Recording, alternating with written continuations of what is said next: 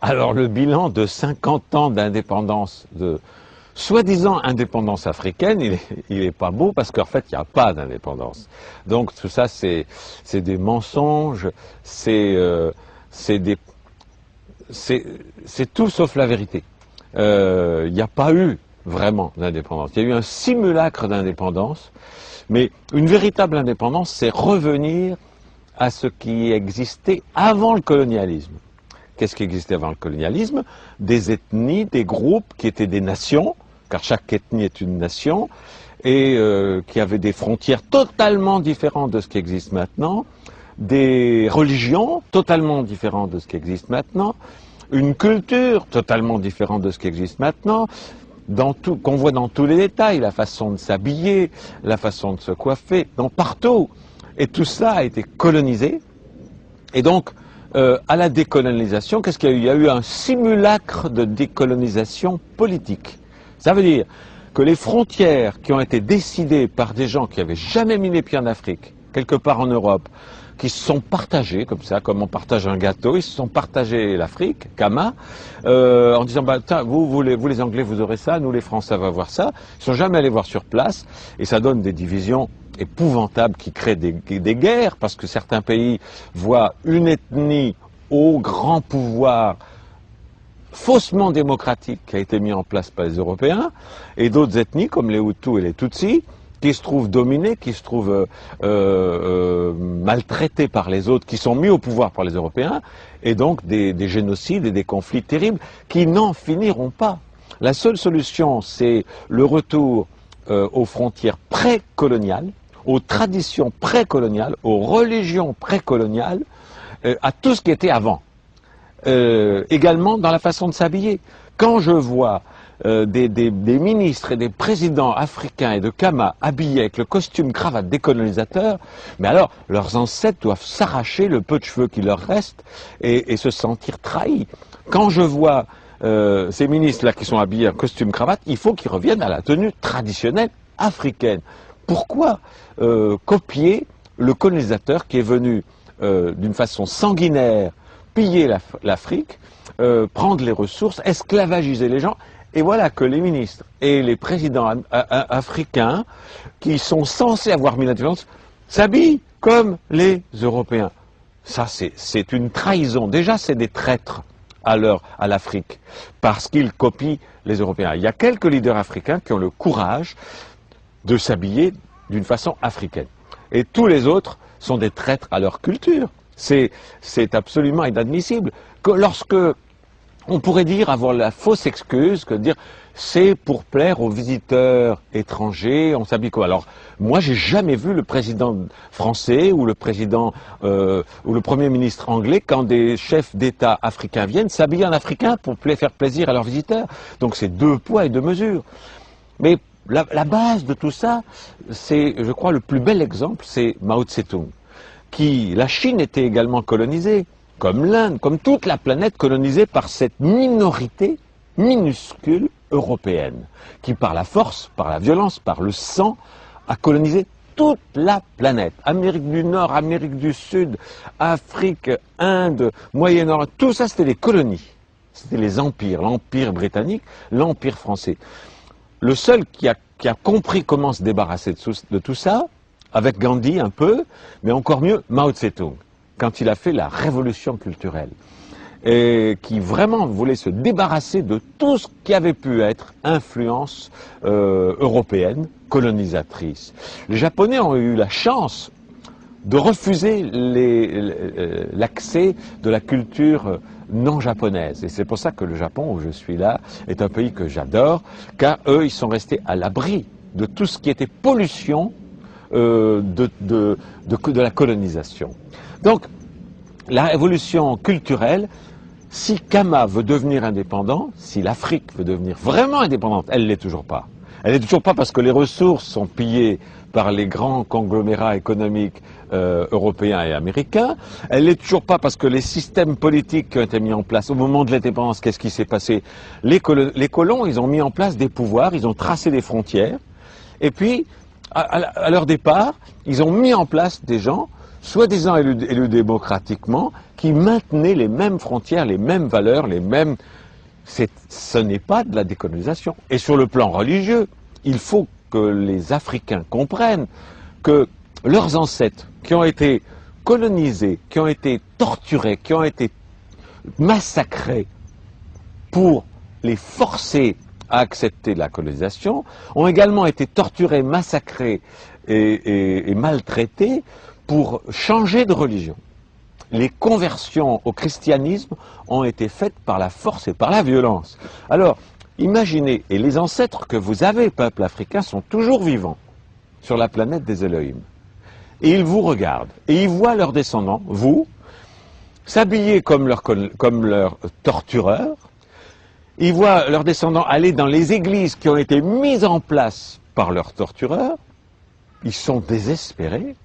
Si vous voulez retrouver la vérité qui est le culte de vos ancêtres, débaptisez-vous, apostasiez de la religion des colonisateurs, jetez les vêtements des colonisateurs, retrouvez les vêtements africains, retrouvez la culture africaine, retrouvez les religions d'avant la colonisation. Alors là, vos ancêtres vont vous regarder en étant fiers et en disant, tiens, finalement, nos descendants sont finalement indépendants. Pour l'instant, vous ne l'êtes pas. C'est des blagues.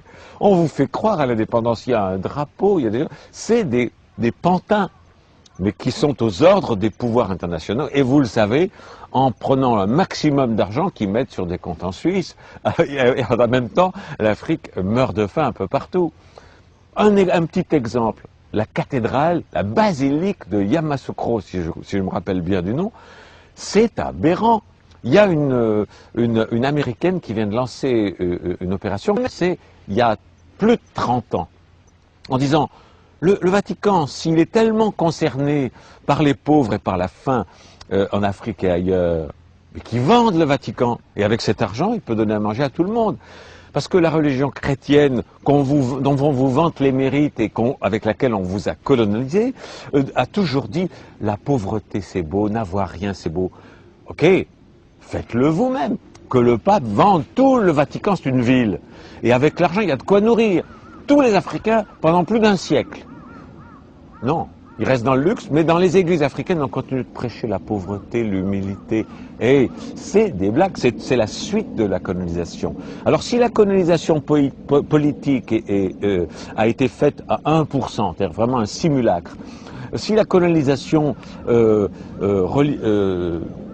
spirituelle, elle n'a jamais été faite. La décolonisation spirituelle n'a jamais été faite. Vous continuez de singer les Européens en vous appuyant comme eux et en reniant vos valeurs et vos traditions. Vous continuez surtout, une décolonisation religieuse s'impose. Apostasiez, débaptisez-vous, envoyez massivement des lettres aux églises en disant je renie le baptême, je retourne à la religion de mes ancêtres pour qu'ils soient fiers de moi. Voilà. Alors la décolonisation de l'Afrique, c'est 50 ans de perdu, mais il n'est pas trop tard pour commencer. Il n'est pas trop tard pour commencer, et les meilleurs alliés, j'ai un projet, moi, je trouve que le projet, il est en train de se mettre en place, des États-Unis d'Afrique, des Royaumes unis d'Afrique, car il faut revenir aux groupes ethniques, aux nations ethniques originelles, qui se fédèrent dans une Europe unis, comme les Européens le font, dans une Europe unie, dans une Afrique unie, un Kama uni, les royaumes unis de Kama. Et tous les pantins mis en place par l'Europe sous forme de grands États avec des présidents et des ministres disparaissent pour laisser place aux royaumes originels avec des rois, avec des ministres qui prenaient soin de leur peuple, de leur groupe ethnique, tous ces gens-là fédérés dans une fédération des États de Kama, avec une monnaie nouvelle, l'afro, on peut l'appeler, ou le camo, une monnaie unique et la suppression de toutes les barrières douanières, qui va aider à la suppression du plus grand cancer de l'Afrique, qui est la corruption. Car tout ce qui est importé, qui traverse des frontières, c'est une génération de corruption dont vous, Africains, vous souffrez tous les jours.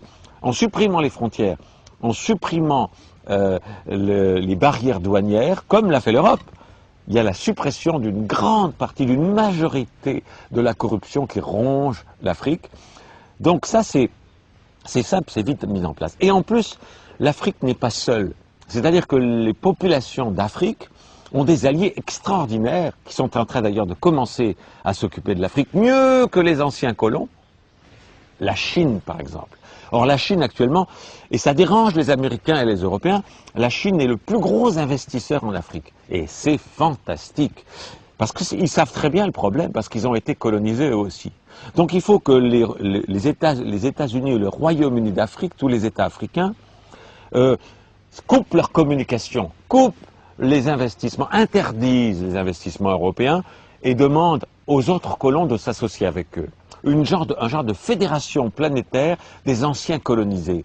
La Chine, l'Afrique, l'Amérique du Sud, avec Chavez qui fait des choses fantastiques au Venezuela, si tous ces pays victimes de l'ancien impérialisme européen s'allient, et les Américains ont très peur de ça, et les Européens ont très peur de ça, le nain européen est balayé. Et c'est ce qu'il faut faire. Le futur de l'Afrique, c'est une alliance non seulement économique, mais également militaire pour se protéger sur tous les plans, pour se protéger des colons qui sont prêts à tout. Qui sont prêts à tout pour revenir. Parce que tant que l'économie fonctionnait à peu près bien, on était à la décolonisation, hein, c'était beau, c'était mode, c'était fashion. Mais maintenant que le crash économique en Europe et en Amérique s'installe, les Européens et les Américains vont de nouveau avoir faim. Ils sont déjà dans la rue. Ils sont déjà homeless un peu partout. Le nombre de chômeurs augmente à une vitesse incroyable. Le système économique mondial est en train de s'effondrer. Donc, dès qu'ils vont avoir faim, qu'est-ce qu'ils vont faire?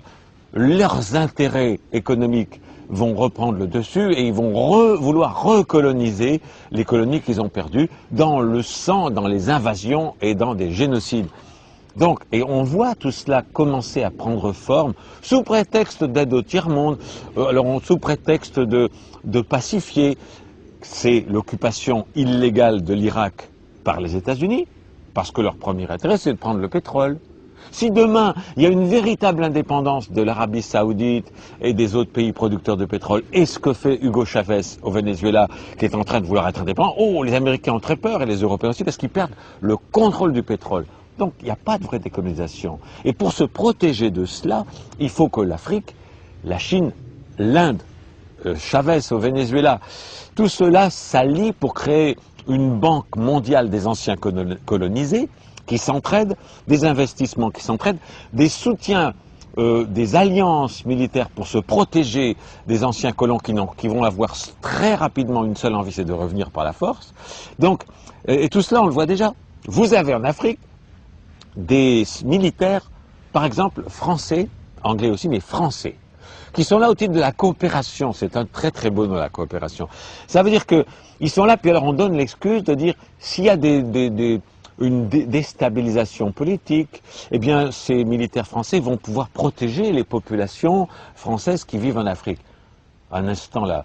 S'il y a une déstabilisation en Europe, et ça arrive dans certains pays, est-ce qu'il y a des militaires africains pour protéger les Noirs qui y vivent? Non.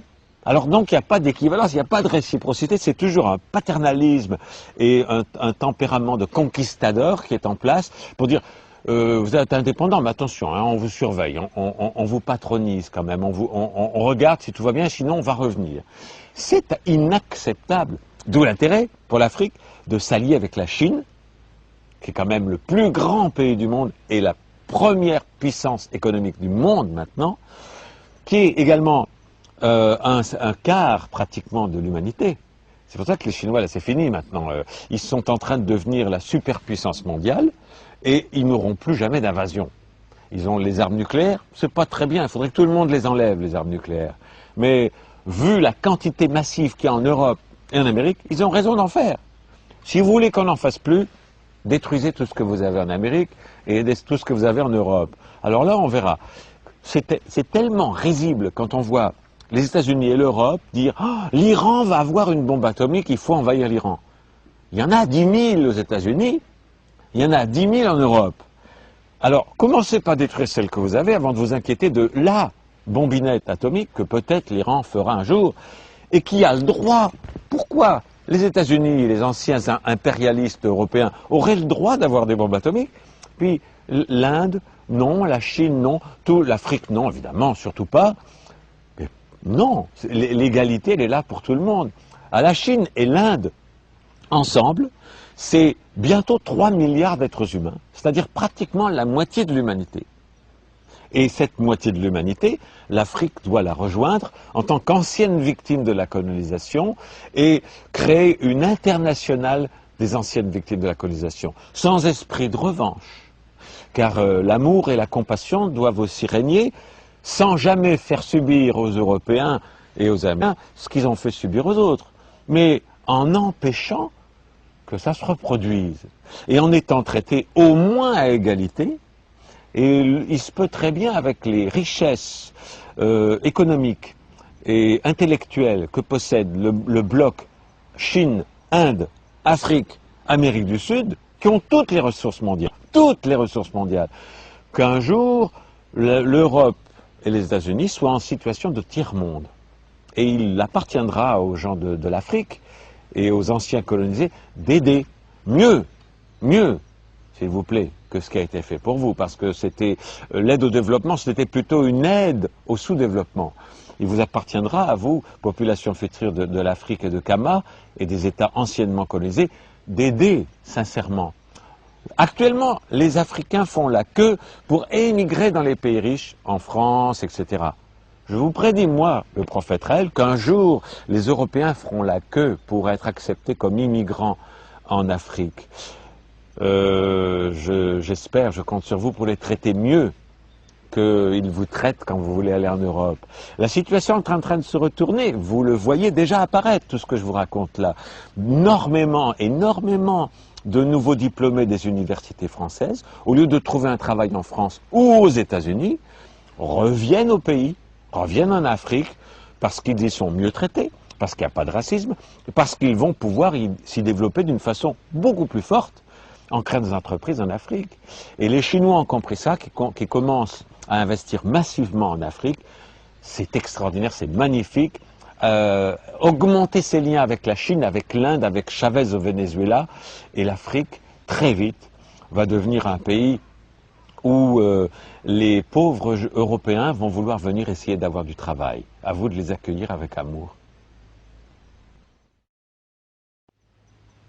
Je voudrais ajouter quelque chose, c'est que l'Afrique, Kama, continent colonisé et où beaucoup de journalistes et de médias sont asservis au pouvoir, et donc indirectement asservis aux anciens colonisateurs, les médias ont une importance cruciale, fondamentale, et en particulier les gens de télévision, et je voudrais remercier Alexis pour son courage. Car je suis certain qu'il y a beaucoup de pression de la part des ambassades européennes, de la part des pouvoirs religieux, les chrétiens et tout ça, pour qu'on ne transmette pas mon verbe aux populations africaines. Et je tiens à féliciter, à remercier tout particulièrement Alexis pour avoir le courage de transmettre ces propos-là, qui lui, effectivement, peuvent lui attirer bien des désagréments parfois, mais c'est de ça que l'Afrique a besoin. L'Afrique a besoin de centaines d'Alexis qui disent les vraies choses sans avoir peur de déplaire aux anciens colonisateurs et aux marionnettes qu'ils ont mis en place dans les gouvernements démocratiques africains.